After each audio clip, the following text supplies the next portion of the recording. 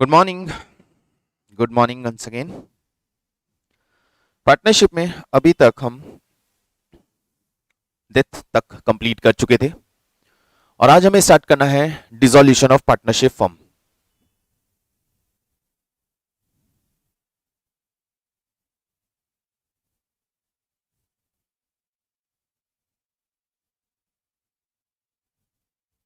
Okay, what is in dissolution? Dissolution का मतलब क्या है? डिसोल्यूशन में हमें करना क्या है?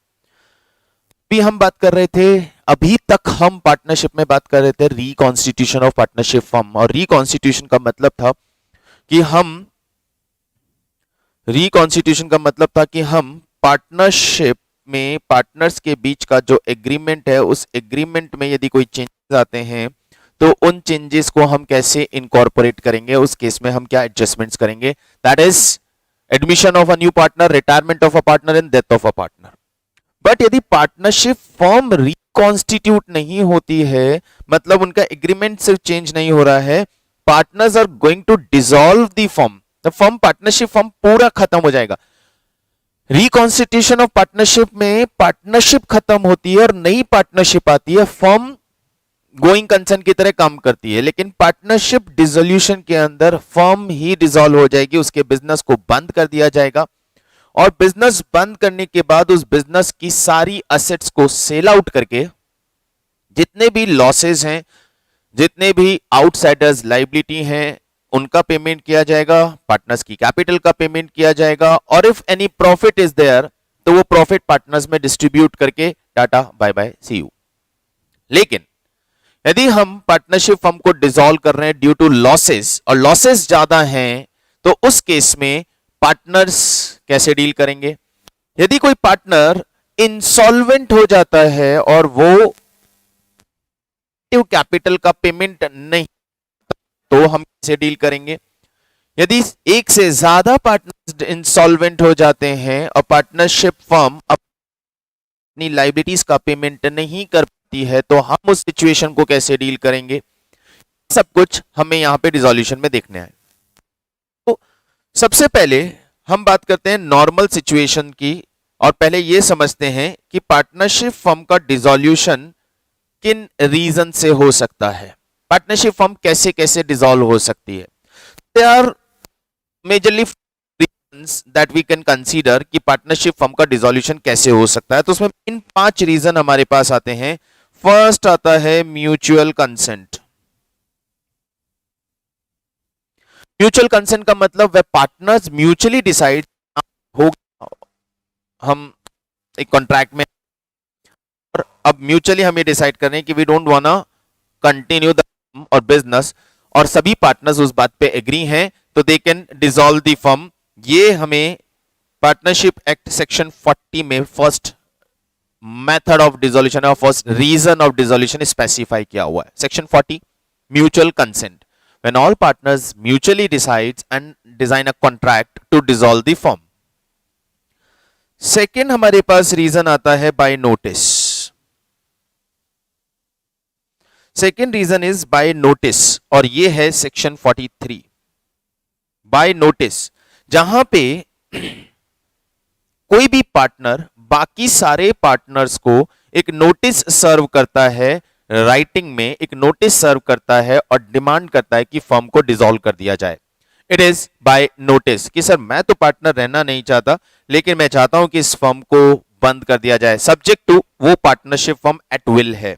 In case of at will, at will partnership को डिसॉल्व करने के लिए, मतलब जब इच्छा हुई, जब हमारी इच्छा हुई हमने पार्टनरशिप को डिसॉल्व करना है, that is known as at will. और एट विल पार्टनरशिप को डिसॉल्व करने के लिए कोई भी एक पार्टनर अदर पार्टनर्स को राइटिंग में एक नोटिस सर्व करेगा कि I want to dissolve the firm, that is known as dissolution of firm by notice, but subject to that partnership firm must be at will partnership firm.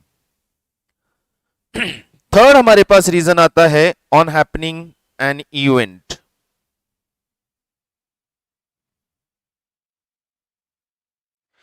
On event section 42, किसी event के happening पे, मतलब ऐसा कोई event हो जाए जिस event की वजह से अब पार्टनरशिप फर्म को कंटिन्यू नहीं करना है, तो हम पार्टनरशिप फर्म को डिसॉल्व करते हैं। कौन सा इवेंट, कैसा event? Suppose partnership is a fix period partnership और वो फिक्स पीरियड खत्म हो गया।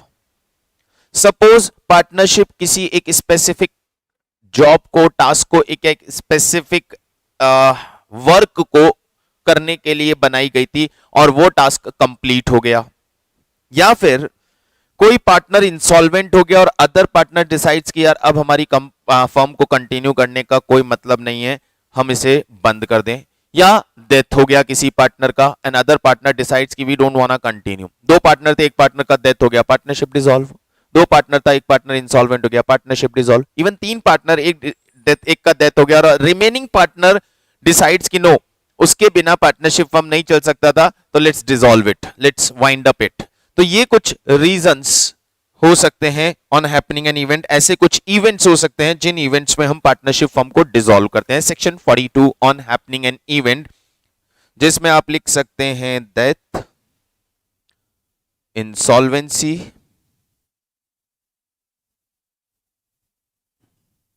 Over of fixed period, completion of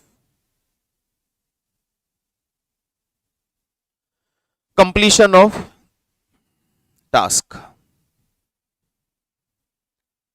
ठीक है, नेक्स्ट आता है section 41 and section 41 that is compulsory dissolution. Section 41 that is compulsory dissolution.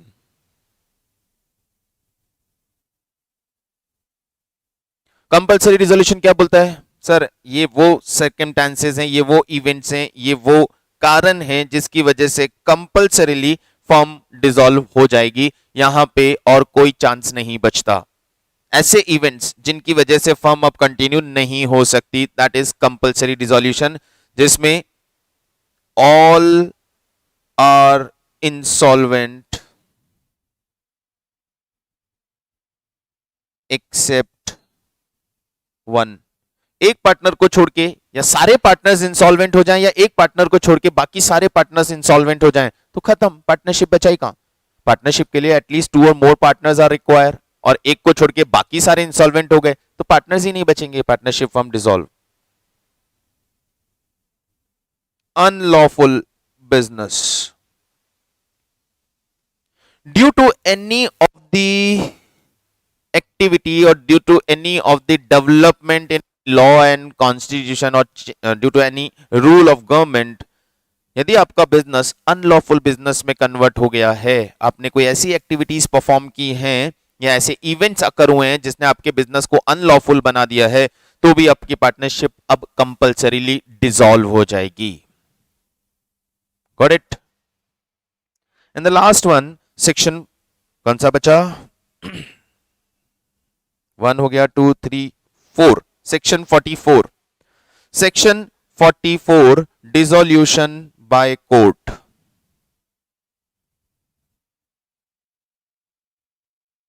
Section 44, 40, 41, 42, 43, 44। Section 44 dissolution by court, where court gives an order to dissolve the partnership firm. जहां court partnership firm को dissolve करने का order pass करती है तो partnership firm dissolve हो जाएगी। Court order कैसे पास कर सकती है, किन सर्कमस्टेंसेस में कोर्ट ऑर्डर पास कर सकती है? मतलब कोई भी एक पार्टनर कोर्ट में कोई केस प्रेजेंट करता है, कोर्ट को ये बताता है कि सर ये ऐसा हुआ है, हम चाहते हैं पार्टनरशिप फर्म डिसॉल्व कर दी जाए, तो फिर कोर्ट ऑर्डर आएगा और कोर्ट ऑर्डर से पार्टनरशिप फर्म डिसॉल्व कर दी जाएगी। पार्टनर ने एक सूट फाइल किया कोर्ट में कि sir dissolve the firm, reason, sir reason is this, क्या रीजन बता दिया उसने, और उस रीजन को कोर्ट ने जस्टिफाई माना और कोर्ट पार्टनरशिप को डिसॉल्व करने का ऑर्डर दिया। रीजन कुछ भी हो सकता है। कोई पार्टनर इंसेन हो गया, insanity of partner, insanity of partner. Insanity का मतलब अब उसमें डिसीजन लेने का कैपेबिलिटी नहीं बचा। Insanity, permanent incapability of taking decision, insolvency of partner, कोई विलफुल आपने डिफॉल्ट क्रिएट कर दिया जिसकी वजह से पार्टनर ने फर्म डिसॉल्व करने के लिए कोर्ट में सूट फाइल किया। इंसैनिटी, इनकैपेबिलिटी,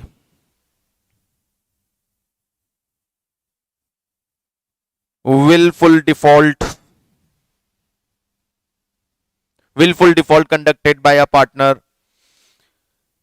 या कोई ऐसा कोई भी रीजन जैसे regular loss, a firm is running in loss and regularly running in loss और कोर्ट बिलीव्स कि फर्म अब प्रॉफिट में नहीं आ सकती, इस फर्म को कंटिन्यू करने का कोई सेंस नहीं बनता, डिसॉल्व इट, और any other reason, any other ground. तो ये वो लिस्ट ऑफ रीजंस हैं जिन वजह से एक पार्टनरशिप फर्म डिसॉल्व हो सकती है। आई थिंक पॉइंट यहां पे आपको क्लियर हो गया होगा कि हम क्या बात कर रहे हैं। Reasons of dissolution of partnership, section 40 to 44 के बीच में ये रीजंस हैं, लिस्ट आपको यहां पे बता दी गई है, ये काम आ सकता है हमारे लिए। तो such are the reasons through which a partnership firm और due to which partnership firm can be dissolved. अब डिसोल्यूशन में हमें करना क्या है? डिसोल्यूशन में हमें करना है सेटलमेंट। सेटलमेंट क्या होगा? सारे अकाउंट्स का सेटलमेंट है, सेटलमेंट ऑफ अकाउंट्स।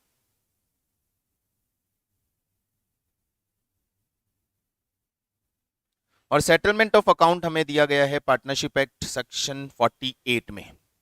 सेटलमेंट दो चीजों का सेटलमेंट, बिजनेस के जितने भी लॉसेज हैं उनका सेटलमेंट कैसे होगा, और बिजनेस की जो असेट्स हैं उनको सेटल कैसे करेंगे। तो सबसे पहले बस ये ध्यान रखने का चीज है, एक ऑर्डर, इंपॉर्टेंटली ये ऑर्डर, बिजनेस के जितने भी लॉसेज हैं वो पहले सेटल होंगे बिजनेस के प्रॉफिट से, जो भी लॉसेज हैं वो सेटल्ड होंगे बिजनेस के प्रॉफिट से। प्रॉफिट खत्म हो गया तो वो लॉसेज सेटल्ड होंगे पार्टनर्स की कैपिटल से, और यदि पार्टनर्स की कैपिटल खत्म हो गई तो फिर पार्टनर्स लेके आएंगे घर से कैपिटल, घर से और मनी, और फिर वो लॉसेस वहां से सेटल होंगे। लॉसेस के केस में ऑर्डर क्या है? लॉसेस सबसे पहले out of profit, then partners capital, और वो भी कम पड़ रहा है, then contribution by partner in profit sharing ratio. ये है लॉसेस सेट ऑफ करने का तरीका। सबसे पहले लॉसेस को आप आउट ऑफ प्रॉफिट सेटल करें, कोई भी रिजर्व्स हैं तो उनसे सेटल करें, रिजर्व्स खत्म हो गए हैं तो उसके बाद पार्टनर्स की कैपिटल से सेटल करें, और पार्टनर्स की कैपिटल भी खत्म हो गई है तो फिर हम लॉसेस को सेट ऑफ करेंगे contribution made by the partner from their personal assets in profit sharing ratio. Now assets की बात करते हैं। असेट्स को हम कैसे यूटिलाइज करेंगे? Amount recovered from sale of assets must be used for, सबसे पहले जो भी अमाउंट असेट्स को सेल करने से रिकवर हुआ है उस अमाउंट को सबसे पहले हम कहां यूज करेंगे? Payment of outsiders liability. सबसे पहले हम पेमेंट करेंगे आउटसाइडर लायबिलिटी का। फर्स्ट ऑफ ऑल हम पेमेंट करेंगे आउटसाइडर लायबिलिटी का। Outsider liability third party liability, जितनी भी आउटसाइडर लायबिलिटी है हम उसका सबसे पहले पेमेंट करेंगे। सबसे पहले आउटसाइडर लायबिलिटी का पेमेंट होगा। आउटसाइडर लायबिलिटी में कौन आ रहा है? आउटसाइडर लायबिलिटी में बिजनेस के बाहर के जितने भी ड्यूज डेट्स हैं, loans, bank loans, even partners wives loans, partners relatives loan, all are outsider liability. Creditors, bills payable, मतलब ये सारी आउटसाइडर लायबिलिटी सबसे पहले पे ऑफ होगी। जब आउटसाइडर लायबिलिटी का पेमेंट हो जाए तो उसके बाद नेक्स्ट नंबर आता है पार्टनर्स लोन। उसके बाद हम पार्टनर का लोन रीपे करेंगे। पार्टनर का लोन रीपे होने के बाद नेक्स्ट नंबर आता है partners capital.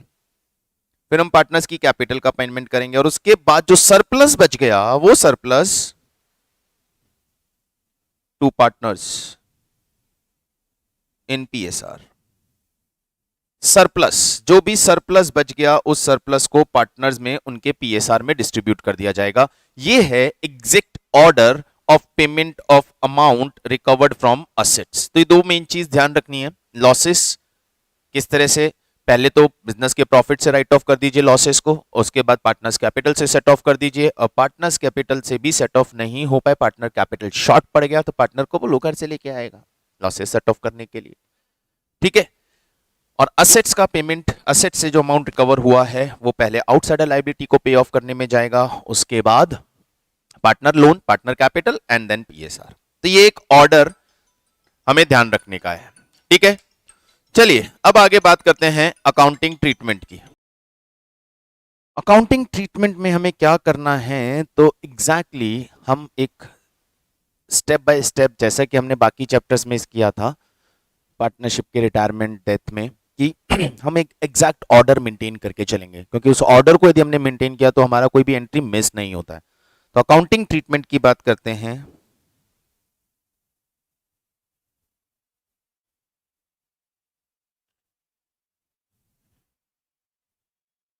First of all मैं यहां बात कर रहा हूं अभी तक सिर्फ उन फर्म्स की, यहां पे हम डिस्कस कर रहे हैं without insolvency. We will deal insolvency later on. यहां हम इंसॉल्वेंसी की बात नहीं कर रहे हैं, मान के चल रहे हैं partners are solvent and firm is solvent. तो इंसॉल्वेंसी का हम यहां पे डिस्कशन अभी नहीं करेंगे। मेनली पहले एक सिंपल प्रोसीजर पूरा चेक करते हैं। सबसे पहला स्टेप स्टेप बाय स्टेप चलना है। Transfer reserves to capital in PSR. सबसे पहले तो जितने भी रिजर्व्स हैं उन्हें प्रॉफिट शेयरिंग रेशियो में पार्टनर्स में ट्रांसफर कर दीजिए। Your entry will be reserves account debit to capital account profit sharing ratio. Step number 2, balance sheet से रिजर्व चला गया। अब बैलेंस शीट में आपके पास फिक्टिशियस असेट्स हैं, यदि transfer fictitious assets to capital in PSR, उन फिक्टिशियस असेट्स को भी पार्टनर्स कैपिटल में ट्रांसफर कर दीजिए। Capital account debit to fictitious assets. Fictitious assets का मतलब क्या है हमारा, वो हम ऑलरेडी बात कर चुके हैं। हम यहां बात कर रहे हैं P&L debit balance, advertisement suspense etcetera. दो काम हो गया। बैलेंस शीट से रिजर्व चला गया पार्टनर्स कैपिटल में, बैलेंस शीट से फिक्टिशियस असेट्स चला गया पार्टनर्स कैपिटल में। मतलब फर्स्ट ऑफ ऑल हमें एक बैंक अकाउंट सेपरेटली ओपन करना है, कैपिटल अकाउंट सेपरेटली ओपन करना है, और फिर यहां से इस तरह से परफॉर्म करना स्टार्ट करना है। Third, transfer current account balance if any two partners capital account. यदि हमारे पास पार्टनर्स के करंट अकाउंट्स, यानी हम fixed method of capital account को फॉलो कर रहे हैं, तो डेफिनेटली पार्टनर्स के करंट अकाउंट हमारे पास होंगे। उन करंट अकाउंट के बैलेंसेस को भी हम कैपिटल अकाउंट में ट्रांसफर कर देंगे। डेबिट को डेबिट में, क्रेडिट को क्रेडिट में। Debit current account balance capital के डेबिट में, और credit current account balance capital के क्रेडिट साइड में। ये करंट अकाउंट बैलेंसेस ट्रांसफर हो जाएंगे। एग्जैक्टली ऑर्डर समझ के चलना, एग्जैक्टली ऑर्डर समझ के चलना, बहुत कंफर्टेबल रहोगे। Reserves distribute, fictitious assets distributed, current account transferred to capital. Number 4 अब जितने भी assets हैं other than such fictitious assets, उन सारे assets को एक नया अकाउंट ओपन करेंगे, रियलाइजेशन अकाउंट, और उन सारी असेट्स को बुक वैल्यू पे उस रियलाइजेशन अकाउंट में ट्रांसफर कर देंगे। ट्रांसफर ऑल असेट्स, किसको छोड़ के, except cash and bank. Fictitious assets already खत्म हो चुका होगा तो उसकी तो बात ही नहीं बची। Transfer all assets except cash and bank, and one more thing, एक और को भी छोड़ दीजिए, and loan to partner.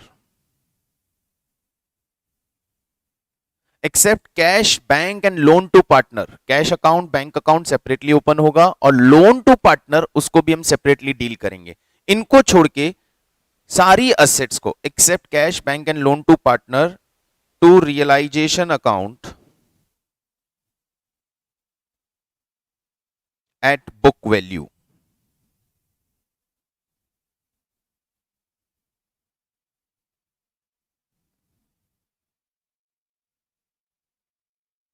Highlight कर रहा हूं इस चीज को, ये सारा ट्रांसफर किस वैल्यू पे होगा?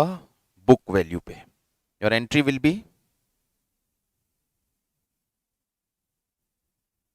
Realisation account debit to assets,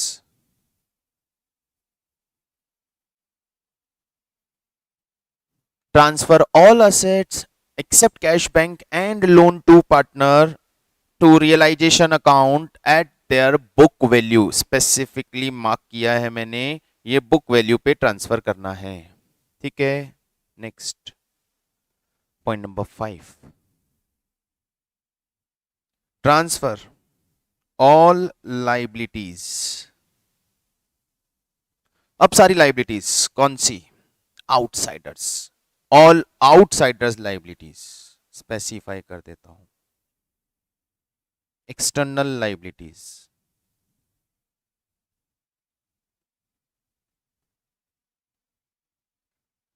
to realisation account at their book value.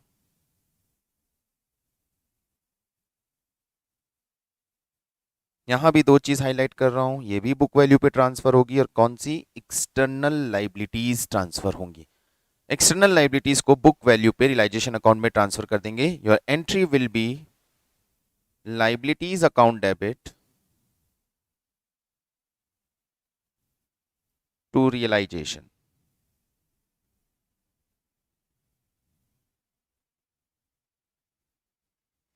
Liabilities account debit to realisation. यहां तक जब आप एंट्रीज कर चुके हैं या ये चीज परफॉर्म कर चुके हैं, तो आप एक चीज एनालाइज करो, ऑब्जर्व करो कि you have a balance sheet और उस बैलेंस शीट में क्या क्या होता था। सर उस बैलेंस शीट में हमारे पास असेट्स थे, ट्रांसफर हो गए रियलाइजेशन में। सर उस बैलेंस शीट में हमारे पास फिक्टिशियस असेट्स भी थे, ट्रांसफर हो गए पार्टनर्स कैपिटल में। सर उस बैलेंस शीट में हमारे पास डेबिट साइड पे करंट अकाउंट हो सकता है, ट्रांसफर हो गया कैपिटल में। Sir debit side asset side पे हमारे पास बैंक एंड कैश बैलेंस होगा, सेपरेटली अकाउंट ओपन कर लिया गया। सर असेट साइड पे हमारे पास लोन टू पार्टनर बचा है, लोन टू पार्टनर बचा है, तो लोन टू पार्टनर का पेमेंट ले लीजिए। पार्टनर को बोलिए अपने लोन का पेमेंट करो या फिर उसकी कैपिटल में ट्रांसफर करो। नेक्स्ट नंबर आ गया loan to partner. Loan to partner दो चीज हो सकती है, या तो हम पार्टनर से उसका पेमेंट ले लेंगे तो हमारे पास होगा bank account debit, payment received, या फिर हम उसे ट्रांसफर कर देंगे पार्टनर्स कैपिटल अकाउंट में to loan to partner. Two possibilities are there. If partner is ready to pay, if partner is ready to pay, तो बोलो पेमेंट दे दो बाबू। पार्टनर रेडी है पे करने को तो पेमेंट ले लो, पेमेंट आ गया। पार्टनर पेमेंट नहीं कर रहा है तो उसकी कैपिटल में से एडजस्ट कर दो। One of the same thing. Sir partner बोलता है यार बाद में मुझे कैपिटल भी तो रीपे करोगे तो मेरा लोन उसी से एडजस्ट कर दो, तो हम दोनों में से कोई भी चीज कर सकते हैं। पेमेंट लेना वो गिवन होगा, पेमेंट रिसीव्ड स्पेसिफिकली लिखा है, अदरवाइज हम पार्टनर्स कैपिटल में ही उसे एडजस्ट करने वाले हैं। Is it clear?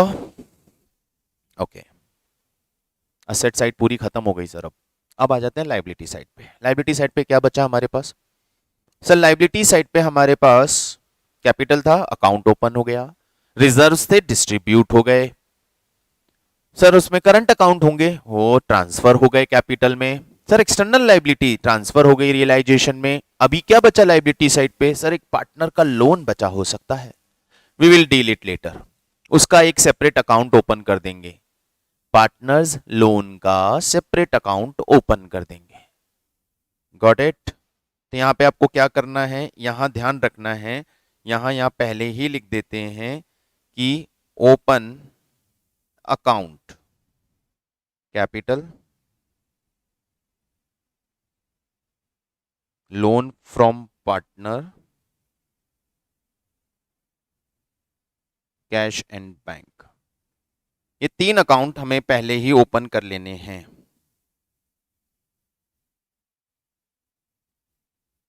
ये 3 अकाउंट हम पहले ही ओपन कर लेंगे तो इनका काम हो गया। अब सर खत्म, assets and liabilities all are finish.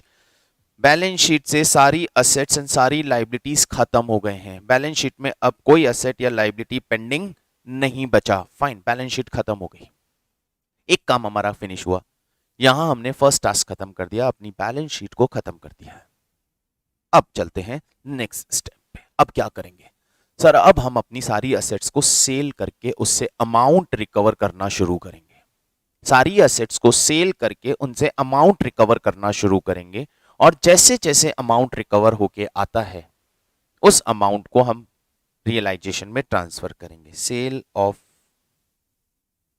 Assets और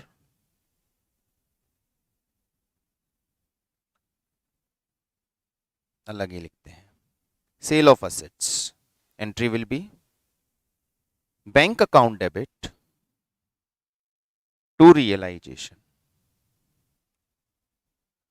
सेल ऑफ असेट का entry bank account debit to realisation. कोई भी असेट हो, चाहे रिकॉर्डेड और अनरिकॉर्डेड,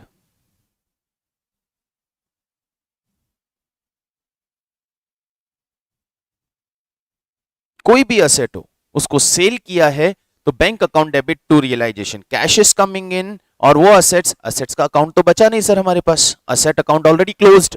तो अब देखिए हमने क्या किया, हमने सारी असेट्स को पहले रियलाइजेशन में ट्रांसफर कर दिया, मान के कि इनकी वैल्यू 0 है, ठीक है। अब उन असेट्स को सेल करने से जैसे अमाउंट आता है, हम मान के चलते हैं सारा अमाउंट प्रॉफिट है, तो हम रियलाइजेशन में क्रेडिट करना शुरू कर देते हैं। तो सेल ऑफ असेट पे ऑलवेज यही एंट्री करना है, assets taken by partner.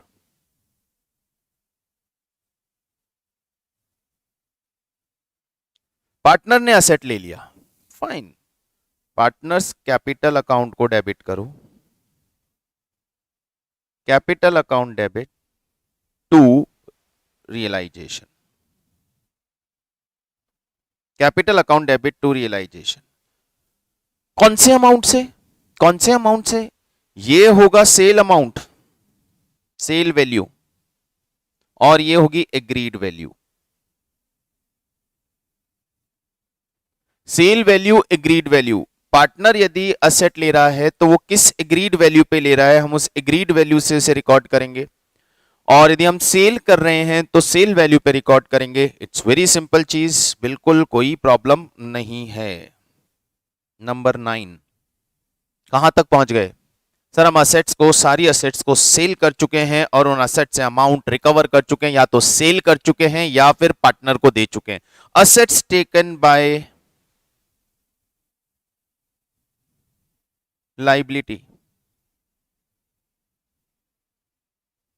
Sir कोई असेट, कोई लाइबिलिटी प्रोवाइडर ले ले तो, मतलब मेरा क्रेडिटर बोलता है यार तुम्हारा बंद हो रहा है बिजनेस, हाँ सर, अरे यार तुम्हारे घर ऑफिस में जो एसी लगा था ना वो सही था बाबा, वो एसी मैं लेके जा रहा हूं, मेरा लोन, मेरा पेमेंट मत करो, मैं वो एसी लेके जा रहा हूं। Fine, finish. क्या करें?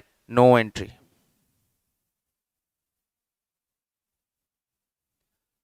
क्यों सर? असेट सेल होने से कैश नहीं आई और लाइबिलिटी का पेमेंट भी कैश में नहीं करना पड़ा, तो लाइबिलिटी और असेट आपस में कैंसिल हो गया, इसलिए कोई एंट्री नहीं करना पड़ेगा। No entry will be there. If assets taken by liability provider, if assets taken by any creditor, तो नो एंट्री। अब क्या सर? सारी असेट सेल हो चुकी हैं, असेट सेल होकर अमाउंट रिकवर हो चुका है, बैंक में पैसा आ चुका है। अब सर लाइबिलिटी का पेमेंट शुरू कर दीजिए। चलिए तो लाइबिलिटी का पेमेंट शुरू करते हैं। Liability payment of liability simple है, जैसे असेट्स को सेल करके रियलाइजेशन में गए, लाइबिलिटी के लिए भी हम रियलाइजेशन में ही जाएंगे। Realisation account debit to bank, amount paid, जितना हमने पेमेंट किया है वो अमाउंट हम यहां पे ट्रांसफर करेंगे। लाइबिलिटी का पेमेंट करने के लिए भी हम रियलाइजेशन से ही पेमेंट करेंगे। Realisation account debit to bank, amount paid. Fine, okay, next one. Sir liability का पेमेंट हो गया, हाँ ये भी तो हो सकता है। Liability paid by partner. Sir partner बोलता है यार ये लाइबिलिटी तो मैं देख लूंगा, जैसे एक पार्टनर की वाइफ का लोन था, पार्टनर कहता है ठीक है यार उसका पेमेंट मैं देख लूंगा, आई विल मैनेज, तो वहां हमारी एंट्री होगी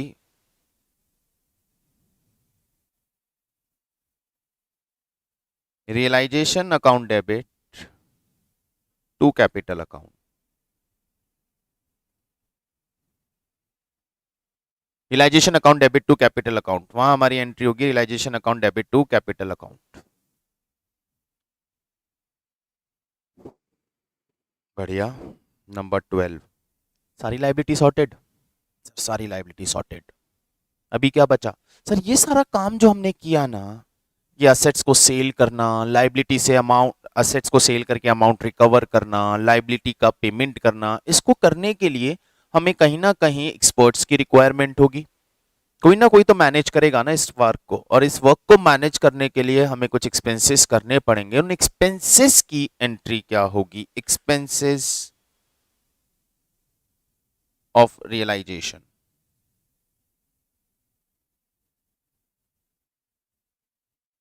सर एक्सपेंसेस यदि हमने पे किए हैं तो रियलाइजेशन अकाउंट तो डेबिट होगा। यदि हमने कैश में पे किए हैं तो बैंक आएगा, यदि पार्टनर ने पे किए हैं तो कैपिटल आएगा। यदि हमने ये बैंक से पे किए हैं, कैश में पे किए हैं तो कैपिटल बैंक आएगा, और यदि में पार्टनर ने पे किया है तो कैपिटल आएगा। Paid, paid by partner. Okay, ठीक है जी, बिल्कुल ठीक है, done. Number 13, what next? Sir realisation expenses भी हो गया, अब क्या? सर पार्टनर का लोन पेंडिंग पड़ा था, पे कर दें? उससे पहले एक काम और, ये रियलाइजेशन कंप्लीट हो गया तो इस रियलाइजेशन को कंप्लीट करने के बाद कुछ लॉस या प्रॉफिट हो सकता है। प्रॉफिट और loss on realisation.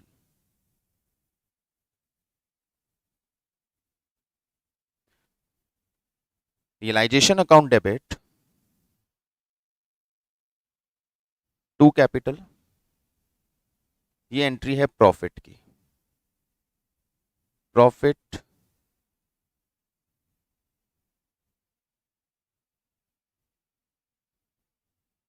In PSR.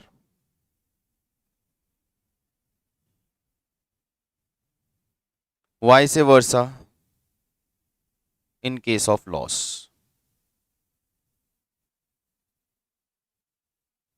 'Loss के केस में इसका रिवर्स एंट्री हो जाएगा।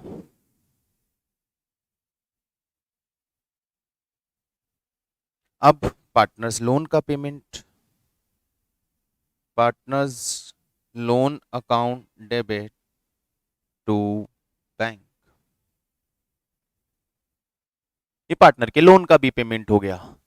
बैलेंस शीट खत्म हो चुका था, असेट से सारा अमाउंट रियलाइज हो चुका था, आउटसाइडर लाइबिलिटीज का सारा पेमेंट हो गया, रियलाइजेशन पे प्रॉफिट लॉस का एडजस्टमेंट हो गया, उसके बाद पार्टनर के लोन का भी पेमेंट हो गया। अब क्या बचा? अब payment of capital.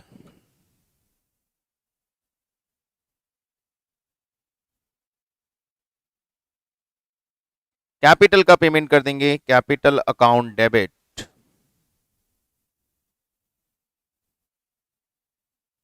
To bank. ये पार्टनर्स की कैपिटल का भी पेमेंट हो गया। अभी क्या बचा? खत्म हो गया सर। अभी क्या बचेगा? Everything is finished, done, over. यहां पे जाके सारा काम हमारा फिनिश होता है और ये हो गया dissolution complete if that is a solvent form और कोई पार्टनर इंसॉल्वेंट नहीं है। हाँ, कोई पार्टनर इंसॉल्वेंट है उससे फर्क नहीं पड़ता। पार्टनर का डेबिट बैलेंस है उससे फर्क नहीं पड़ता। यहां पेमेंट ऑफ कैपिटल है, पेमेंट ऑफ कैपिटल में ध्यान रखिएगा, if any debit balance of capital account is there तो उससे पेमेंट लेना है, उससे पेमेंट लेना है। हाँ, ले रहे हैं और वो पार्टनर दे रहा है क्योंकि वो पार्टनर इंसॉल्वेंट नहीं है। तो apart from insolvency everything is sorted now. Insolvency की बात को छोड़ें तो बाकी सारा काम हमारा यहां पे कंप्लीट होता है। इंसॉल्वेंसी के पॉइंट को यदि हम छोड़ देते हैं तो सारा काम कंप्लीट हो जाता है। ये हो गया आपका पार्टनरशिप का डिसॉल्यूशन। क्या ख्याल है? Everything is clear? I think no problem is here. Fine. तो एक बार पूरी फाइल वापस से फटाफट स्क्रीनशॉट लेते चलें। यदि कुछ मिस किया है तो पॉज करें और नोट करते चलें।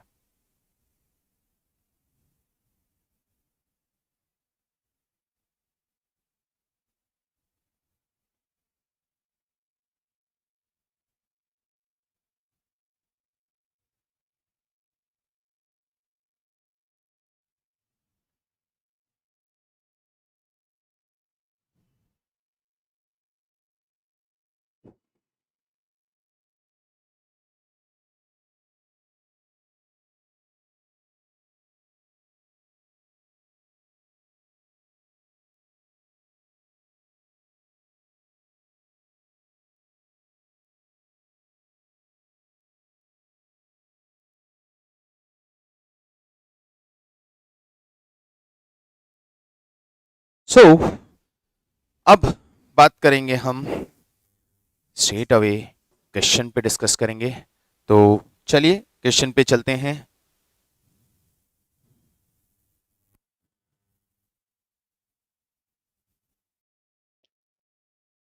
Question number 26. ABC sharing profit in the ratio 3:1:1 agreed upon dissolution. They each decide to take over certain assets and liabilities and continue business separately. ठीक है, हमें उससे मतलब नहीं है सेपरेटली जाके क्या कर रहे हो, बिजनेस बंद कर रहे हो। Goodwill to be ignored. भैया डिसोल्यूशन कर रहे हो तो डिसोल्यूशन में गुडविल कहां से? A is to take over all the fixtures at 800, debtor amounting this at this, the creditor assumed by A। ये पूरा डिटेल दिया हुआ है, एक बार आप क्वेश्चन को रीड कर लीजिए। मैं फटाफट पूरे प्रोसीजर को फॉलो करते हुए सॉल्यूशन स्टार्ट करूंगा। मैं सीधा सीधा सॉल्यूशन स्टार्ट करूंगा प्रोसीजर को फॉलो करते हुए। Let me open your study material. Here we go. Study material मेरे पास है, मैं सीधा सॉल्यूशन स्टार्ट करूंगा।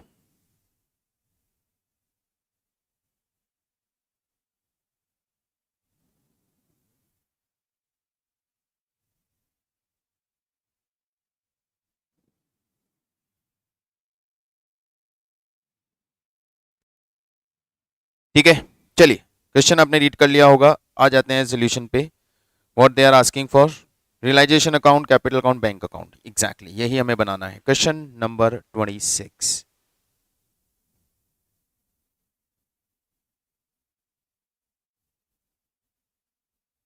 एक बनेगा हमारा realization account.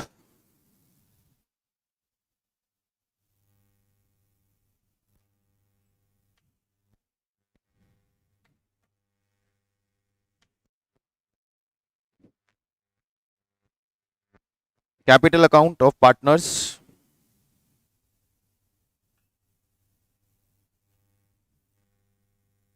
There are partners.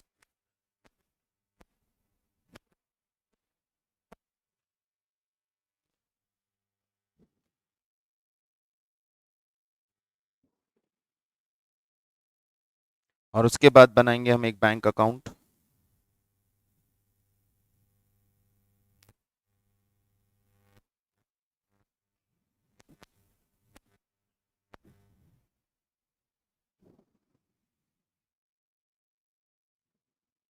ठीक है, तीनों अकाउंट हमने बना लिए। सबसे पहले हम इनके बैलेंसेस राइट डाउन कर लेंगे।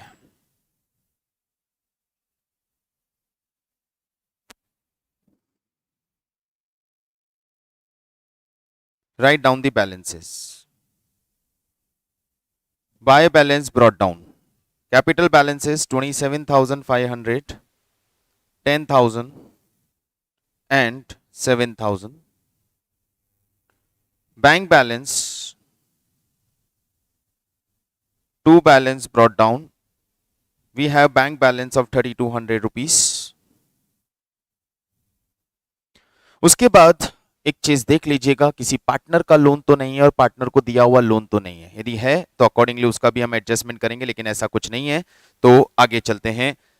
पहला स्टेप क्वेश्चन पे जाइए और देखिए कि रिजर्व्स हैं, तो उन रिजर्व्स को पार्टनर्स में डिस्ट्रीब्यूट कर दीजिए। नो सर, कोई रिजर्व नहीं है। कैपिटल में बैलेंस शीट में जाइए और देखिए कोई फिक्टिशियस असेट्स है तो पार्टनर्स में राइट ऑफ कर दीजिए। नहीं सर, पार्टनरशिप फिक्टिशियस असेट्स भी नहीं है। Step 2 complete. स्टेप नंबर 3, सारी असेट्स को उठा के रियलाइजेशन में ट्रांसफर कर दो। सारी असेट्स को उठा के रियलाइजेशन में ट्रांसफर कर दो। 2, सन्ड्री असेट्स बुक वैल्यू पे। 2, डेटर्स बुक वैल्यू पे। बाय प्रोविजन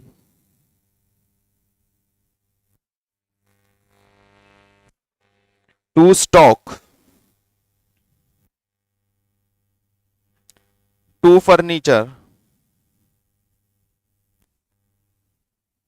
ये सारी असेट्स उठा के हमने रियलाइजेशन अकाउंट में ट्रांसफर कर दिया। आई थिंक बात क्लियर है, सारी असेट्स रियलाइजेशन में ट्रांसफर हो गई। लाइबिलिटी पे चलते हैं। लाइबिलिटी भी रियलाइजेशन में ट्रांसफर कर देते हैं। By creditor, by loan, obviously outside होगा क्योंकि पार्टनर का नाम हैं। एक्सटर्नल लाइबिलिटी भी हमने रियलाइजेशन में ट्रांसफर कर दी और हमारी बैलेंस शीट खत्म हो गई। इतनी सी बैलेंस शीट थी भाई हमारी। ओके, तो इतनी सी बैलेंस शीट थी हमारी, बैलेंस शीट खत्म हो गई है। Balance sheet finish. Balance sheet खत्म होने के बाद अब स्टेप स्टार्ट करते हैं सेल का। असेट सेल करेंगे। बैंक से सेल हुआ है तो बैंक में, और पार्टनर ने लिया है तो पार्टनर के कैपिटल में। सेल हुआ है तो सेल प्राइस पे, पार्टनर ने लिया है तो एग्रीड प्राइस पे। सेल हुआ है तो सेल प्राइस पे, पार्टनर ने लिया है तो एग्रीड प्राइस पे। चलिए देखते हैं। सबसे पहले A is to took over all the fixtures। Fixtures कहां से आ गए सर, ये फर्नीचर होगा। ए ने सारे फर्नीचर ले लिए 800 रुपीज में। Entry will be A's capital account debit to realization by A's capital 800, और ए की कैपिटल में आ जाएगा टू रियलाइजेशन 800। डेटर्स, ए ने डेटर्स भी ले लिए। Debtors amounting to 20,000 eight 17,200। 20,000 रुपए का डेटर लिया है, सिर्फ सारा नहीं लिया है। 20,000 रुपए का डेटर उसने ले लिया है 17,200 में। ये भी डेटर इसने ले लिया to realization. Debtors 17,200 agreed value. ये क्या था, फर्नीचर। और बाय एज कैपिटल अब आ गए डेटर्स।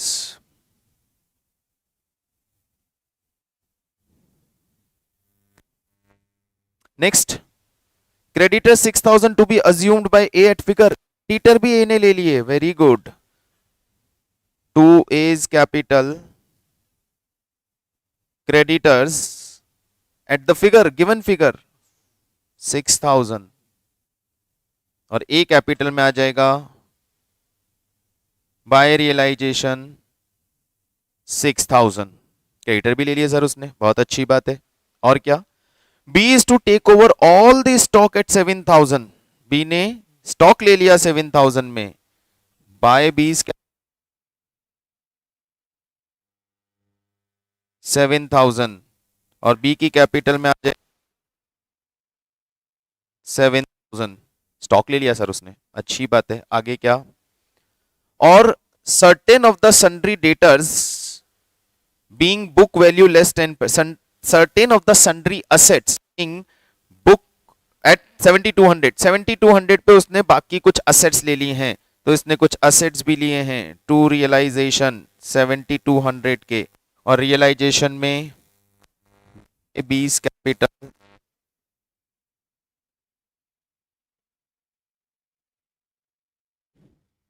ठीक है। C is to take over the remaining sundry assets at 90% of the book value. Calculate करेंगे अभी। सी ने क्या किया, less 100 allowances and assume responsibility for the discharge of the loan together with accruing interest of 30 which has not been recorded in the books of firm। क्या कर रहा है सी? सी क्या कर रहा है? तो यहां पे इसकी कैलकुलेशन पे आते हैं। C take over the remaining sundry assets. Working note पे आता हूं मैं। हमारे पास सन्ड्री असेट्स कितना था? हमारे पास सन्ड्री असेट्स था 17,000 का। इसमें से कुछ पार्ट ऑफ सन्ड्री असेट्स लिया था बुक वैल्यू से 10% कम पे।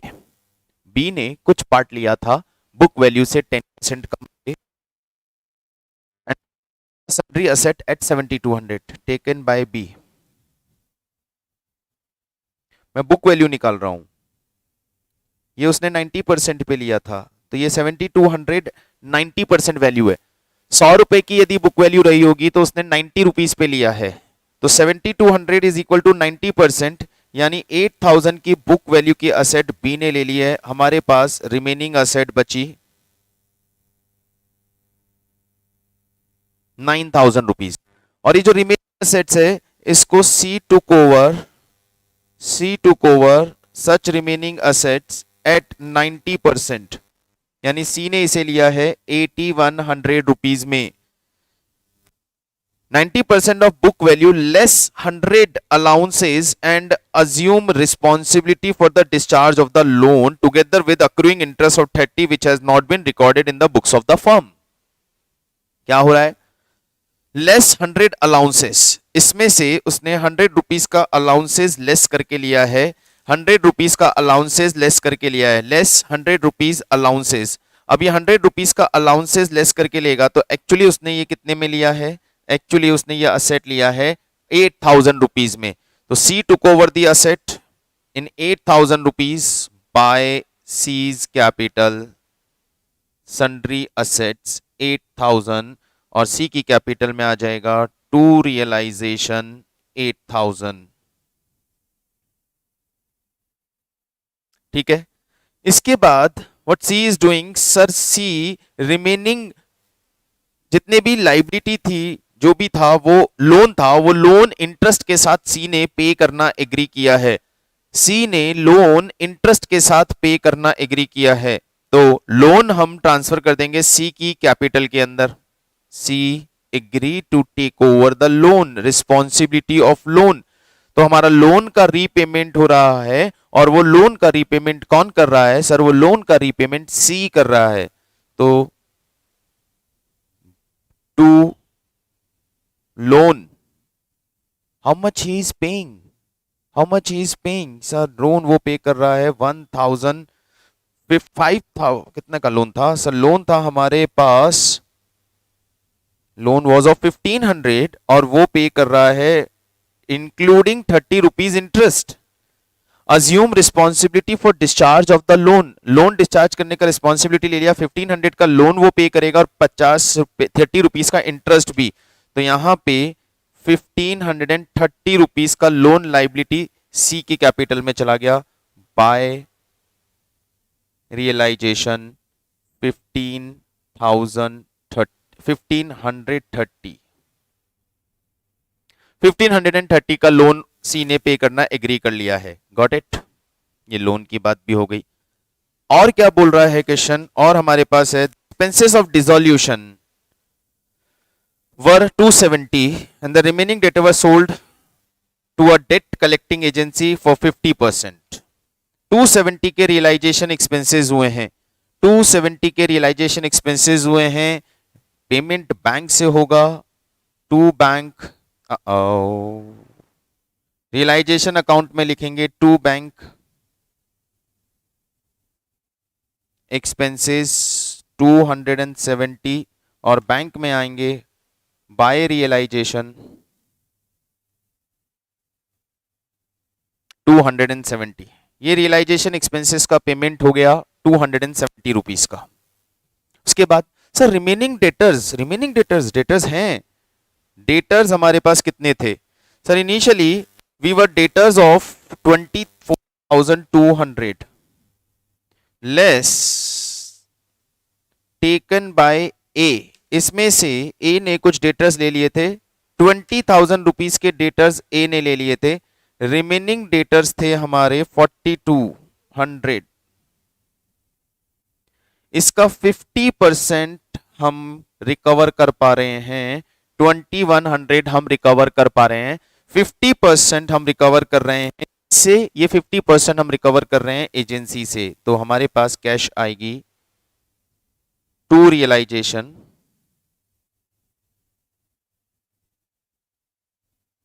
2,100 रुपीज और रियलाइजेशन में by bank remaining debtors 2,100 rupees हो गया आपका। एक बार बैलेंस शीट चेक कर लेते हैं, आइए क्वेश्चन पे। Cash at bank, sundry assets मिल गया पूरा पेमेंट, स्टॉक गया पूरा, फर्नीचर ले गए, क्रेडिटर का पेमेंट हो गया, लोन का पेमेंट हो गया, एक्सपेंसेस का पेमेंट हो गया, एवरीथिंग इज ओवर, खत्म। तो निकालेंगे रियलाइजेशन का प्रॉफिट लॉस और उसे डिस्ट्रीब्यूट कर देंगे पार्टनर्स में। निकालते हैं प्रॉफिट लॉस क्या आता है।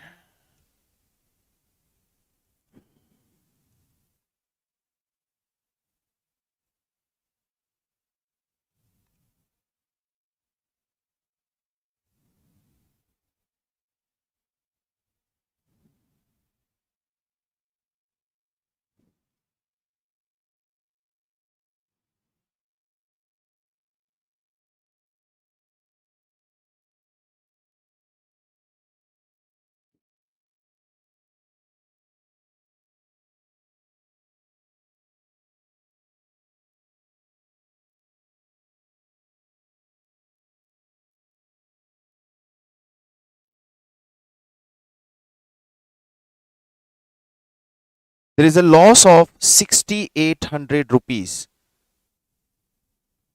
There is a loss of 6,800 rupees और वो लॉस जाएगा by A, by B and by C in their profit sharing ratio, and their profit sharing ratio was their profit sharing ratio 311। 311 में हम ये distribute करेंगे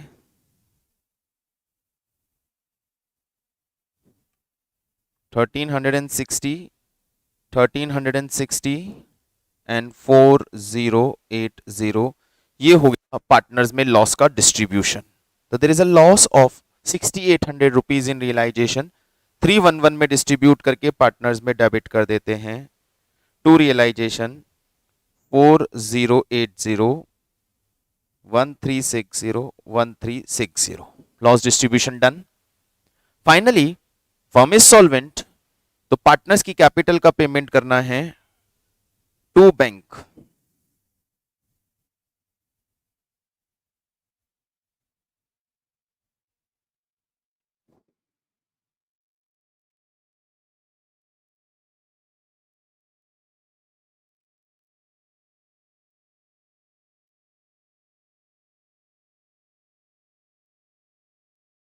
इनका पेमेंट बनता है, मिस्टर ए का पेमेंट बनता है 11,420। पेमेंट ऑफ बी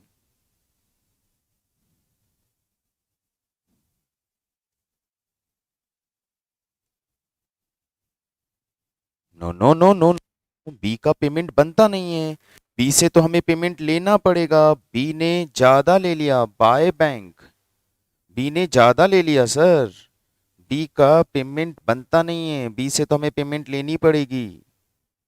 कैलकुलेट करो कितना आ रहा है, 15,560, 15,560, बी से 5,560 पेमेंट लेनी पड़ेगी। ओके, सी का देखते हैं। सर सी से भी पेमेंट लेनी पड़ेगी, क्या आप बात कर रहे हैं, सी से भी पेमेंट लेनी पड़ेगी 9,360, 9,360 माइनस 7,000 माइनस 1530, 830 रुपी हमें सी से लेने पड़ेंगे।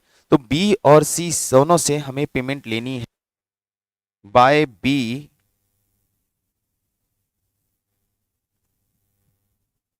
To B to C, B देगा 5560, सी देगा 830, to bye A 11,420।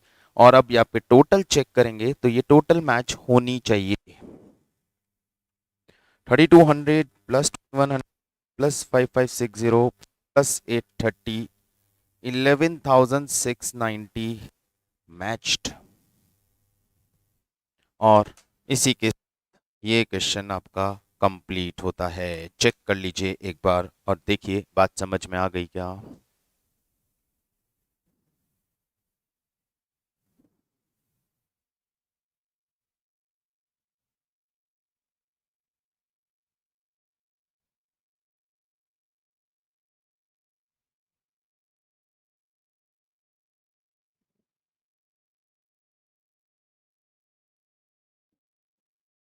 Good, clear.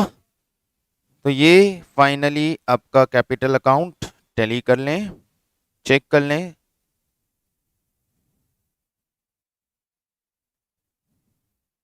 It is realisation.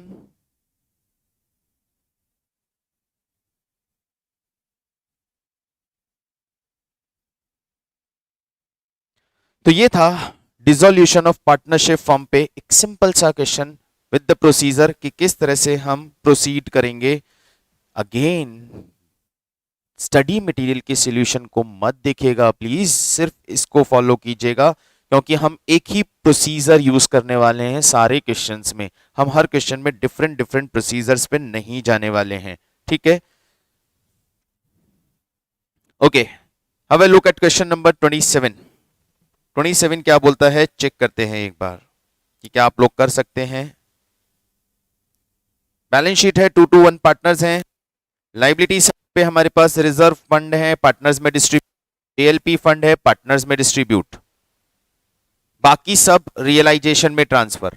Life asset side पे हमारे पास फिक्स एसेट्स रियलाइजेशन में, जॉइंट लाइफ पॉलिसी रियलाइजेशन में, डेटर रियलाइजेशन में, everything will be in realization. सब कुछ रियलाइजेशन में हम ट्रांसफर कर देंगे। Investment minus investment fluctuation fund, हम ये सारी असेट्स लाइबिलिटीज रियलाइजेशन में। हैव ए लुक, ये देखिए सारी असेट्स सारी लाइबिलिटीज रियलाइजेशन में ट्रांसफर हो गई हैं। बचा क्या, हमारे पास बचेगा कैपिटल अकाउंट।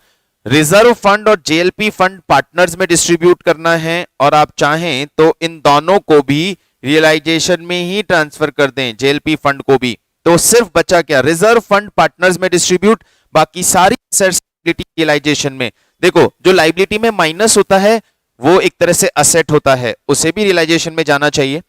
असेट्स में माइनस होता है वो एक तरह से लाइबिलिटी है, उसे भी रियलाइजेशन जाना चाहिए। तो सारी असेट्स लाइबिलिटी रियलाइजेशन में ट्रांसफर कर दीजिए। यहां जेड कैपिटल असेट साइड पे है तो नेगेटिव बैलेंस है, fine.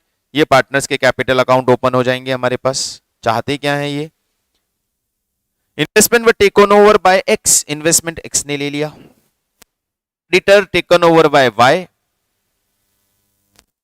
Creditor were paid, remaining creditor were paid. Joint life policy surrender कर दिया तो सरेंडर वैल्यू मिल जाएगी। बाकी असेट से 70,000 कैश आ जाएगा, डेटर से 70,000 कैश आ जाएगा, स्टॉक से 9,000 कैश आ जाएगा। एक जो राइट हो चुका था उसने 800 रुपीज पे किया है, कैश आ रहा है, bank account debit to realisation, कुछ नहीं सोचना है। Was an unrecorded assets, cash आ रहा है, half of which handed over unrecorded liability, जो half of which unrecorded liability को दे दिया उसे छोड़ दीजिए। वाई पर रिस्पॉन्सिबिलिटी, वाई ने पेमेंट किया, फाइन। तो ठीक है, क्वेश्चन है, अच्छा सा क्वेश्चन है। हम इस क्वेश्चन को कल कंटिन्यू करेंगे। आप लोग अपने लेवल पे इस क्वेश्चन को पहले ट्राई करेंगे, एक और क्वेश्चन जो आपके पास है उसे आप ट्राई करेंगे, ये दोनों क्वेश्चन आप ट्राई करेंगे, एंड इसके बाद हमारे पास नया कॉन्सेप्ट हम डिस्कस करना शुरू करेंगे इंसॉल्वेंसी का। तो ये दो क्वेश्चन डिसोल्यूशन के बेसिक क्वेश्चंस हैं जिन्हें आप लोग ट्राई करेंगे without insolvency, and then we will move on the concept of insolvency। तो ये दो आप लोग करके रखिए। ये क्वेश्चन पूरा सिंपल क्वेश्चन है, एज सच ज़्यादा कुछ भी नहीं है हमारे पास इस क्वेश्चन में, लेकिन फिर भी try it at your own level. और हो जाता है तो ठीक है, प्रॉब्लम आता है तो डेफिनेटली हम उस प्रॉब्लम को डिस्कस करेंगे, लेकिन अभी के लिए बस इतना ही। कल फिर मिलते हैं। Till then bye, see you.